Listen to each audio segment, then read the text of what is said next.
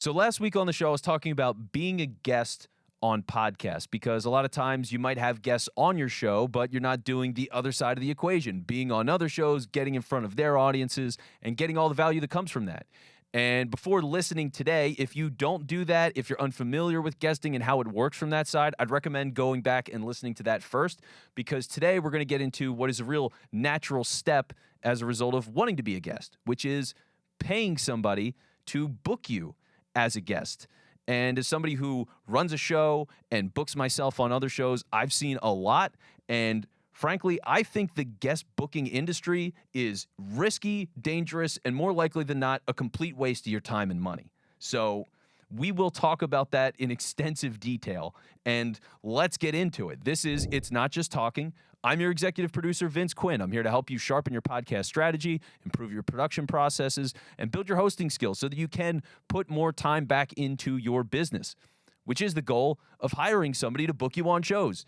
You got stuff to do, right? So maybe you want to be a guest, and this is your only way to do it. You got to pay somebody to put in the time to get you booked on different shows. But from everything that I have seen, a lot of guest booking services, they're doing a terrible job. And let me run down all these specific ways, right? They're booking people on the wrong shows. I'm getting people that when I do my pre-interview process, I'm talking to them and I'm trying to figure out what they're about and how they got their show started and how those things connect, because it gives me a better episode. I've got more information. I can cut out a lot of, mystery, and now I've got a clearer picture so I can get to the point. And when I'm talking to these people, who they are and what they do and what their audience is has nothing to do with me and this audience. You're probably a business owner. At the very least, you're somebody with a podcast or making some kind of digital content, and you're trying to get better at that. So when I have people that come on and they want to talk about different industries that have nothing to do with that, then it's kind of shocking to me that they're even sitting in the chair and willing to do the pre-interview. Why are they there? My audience is not their audience, but I get pitched that all the time.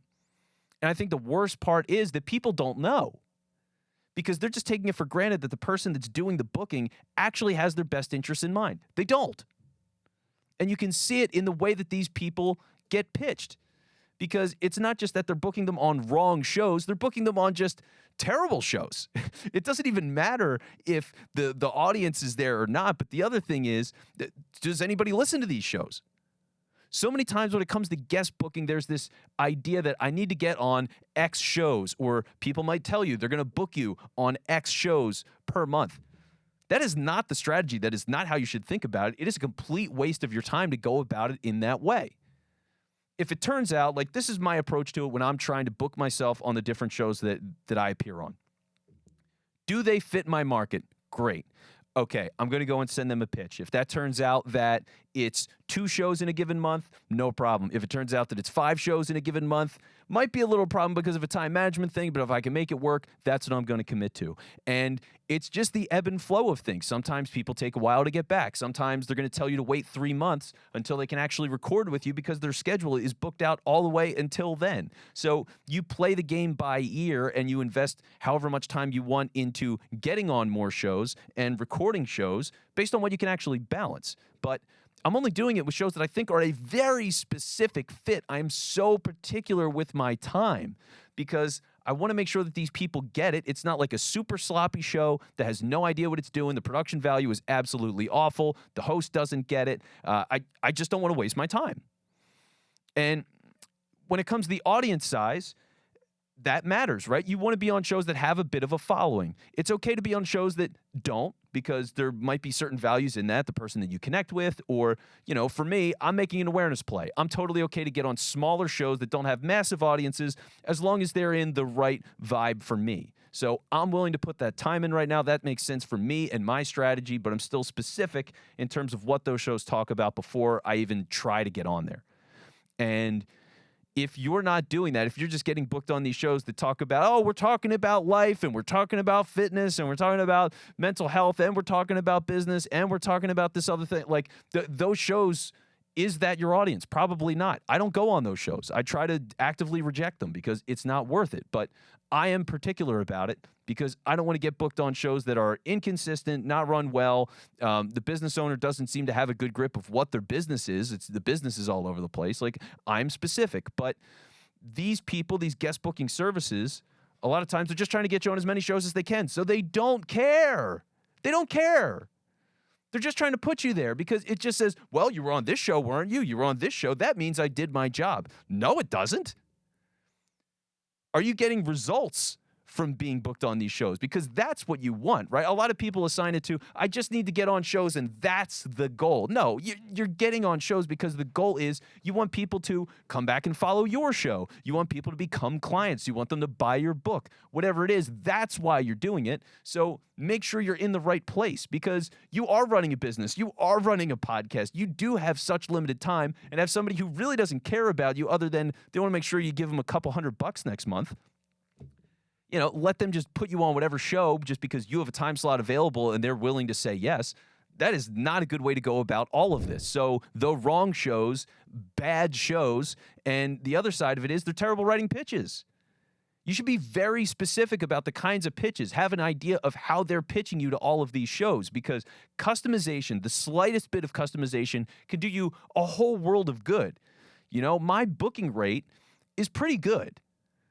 And I'd say that's because, 1, I mentioned the host's name, 2, I mentioned the name of the show, and 3, I try to make sure that out of all the main topics, I have a list of a couple of topics that are really important things that I think generally resonate and fit for the kinds of shows that are out there. I make sure that those specific ones, the ones that are best for that show, are the ones that I volunteer that I would love to talk about for their audience because it is most relevant for them.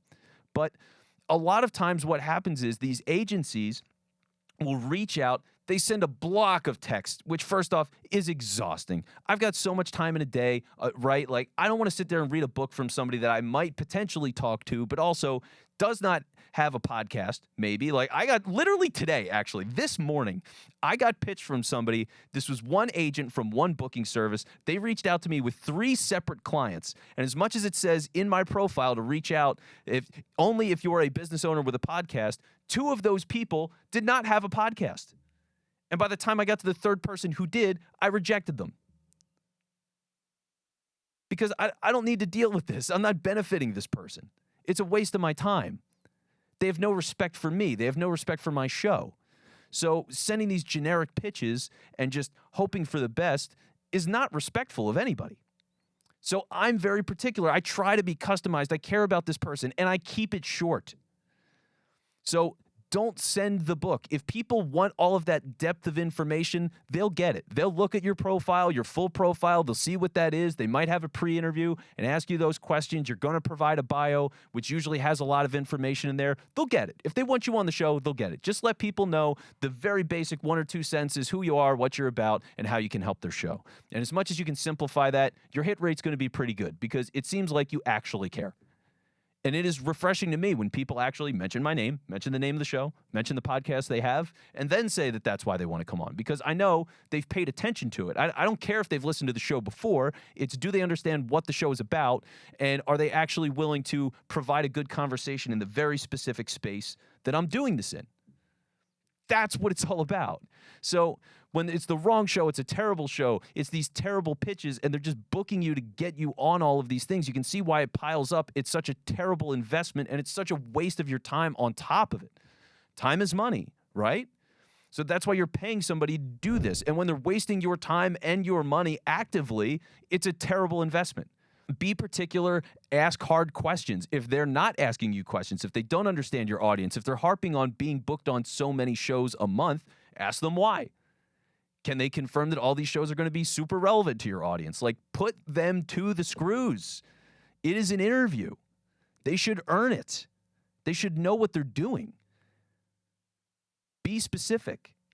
And on the other side of it, consider booking yourself. And I know you're going to roll your eyes a little bit. I don't blame you. It's like, Vince, I'm doing all this stuff already. I'm running this business. I'm doing the show. I got all this stuff going. And they're going to tell me I have to book myself on these different podcasts? You should consider it.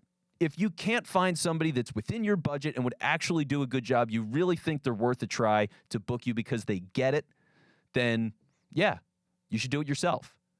And just figure out what that looks like. Doesn't have to be 30 minutes a day. Same thing, right? There's just these arbitrary things. Like, do it as much as you can. It's really that simple. If that is 30 minutes a day and you want to do it and really be active on it, cool. It's part of your marketing. This is the strategy. You're getting on other shows and you're promoting yours. Cool. Go for it. If it turns out you can only do that 30 minutes a week, 15 minutes a week, you determine it. And it's also going to determine how many shows you want to be on anyway. If you don't have the time to even try to get booked on shows, do you have the time to sit on a bunch of shows? Probably not.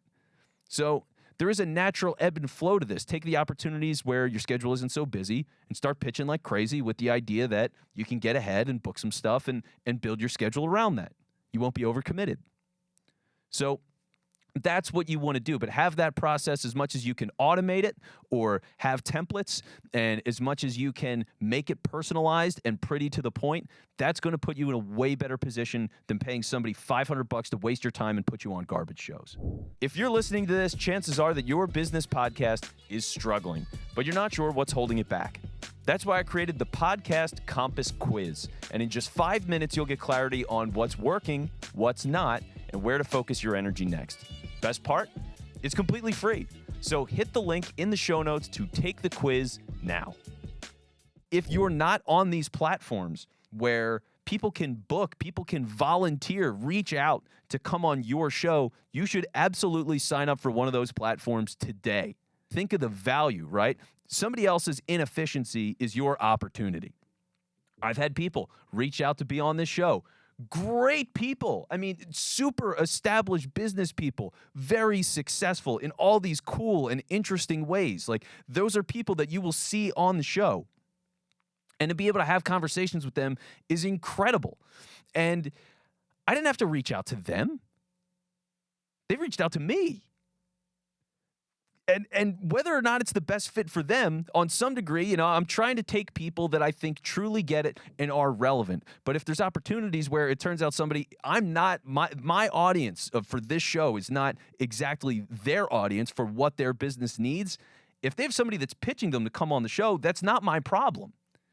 And I'm not saying this to be a jerk. I'm saying part of this is marketing, and it is strategy, and it is connections. And if I think I can build a good connection with this person, and there is real value there in that sense, and it is good value for my audience, it's not my job to do the booking for somebody else and tell them, hey, I don't think this is the best use of your client's time. My job is to say yes and have a good conversation and help you. That's my job. That's what this is for. That's what this show is about.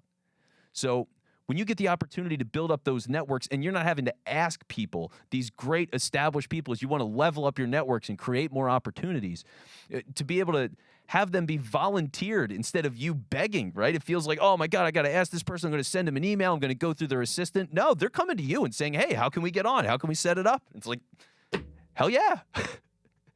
So take it. Make it happen. You don't need big listenership. These people, half the time, they're not paying attention. They don't care. So if they don't care, you don't have to care. You can be a brand new show. You could start a show now just knowing that there's this hole in the market and that there's so many people that are bad at this job, that are wasting the time of higher executives, and you can take advantage of that. Is it unfortunate for those people? Yes. As long as you're trying to be respectful of their time and you're generating a good conversation and supporting your audience, you've done your job. There's nothing wrong with that. So it is an opportunity. I don't know how long it's going to last, and that's part of the reason why I bring all of this up, because it's a current trend that I'm seeing in the market. All of the booking people that I've been exposed to that have reached out to get their clients on my show, a lot of them have been pretty terrible. Inconsistency with communication, bad communication, not the fit, all the things that I've talked about before. But this is a growing industry. This is a growing market. There will be better competition for guest booking services. There's going to be more conversations about the standards of how this should be done. The market will evolve. It will get better, and you might not have those opportunities down the line. You also might actually get bang for your buck when you're paying somebody to do this for you. So it should get better in that way. There's something to hope for. But for now, understanding where the gaps are as this industry is really starting to find its feet and understand where your opportunities are, because it hasn't yet, are very real and valuable things. So think about all of this stuff, see how it incorporates into your strategy, the way that you're doing your show, the kinds of guests that you're taking, and at the same time, evaluate these bad pitches and think, how can I be better? How can I make myself stand out? Because that is your competition for getting on other shows. It's those people, those representatives with these bad pitches that aren't personalized, that don't care about the audience. They're just thinking about a number of how many shows in a month. That's your competition. So how can you beat them? How can you stand out? That's where your value is. So think about guesting. Think about how that applies to your show. Think about how you can get the most out of it, how you can save money and not waste it. And you're going to be so much better off. So that's everything for now. Talk to you soon. Thanks for listening to the show. Make sure to subscribe to the newsletter to get more podcast insights. That link is in the show notes.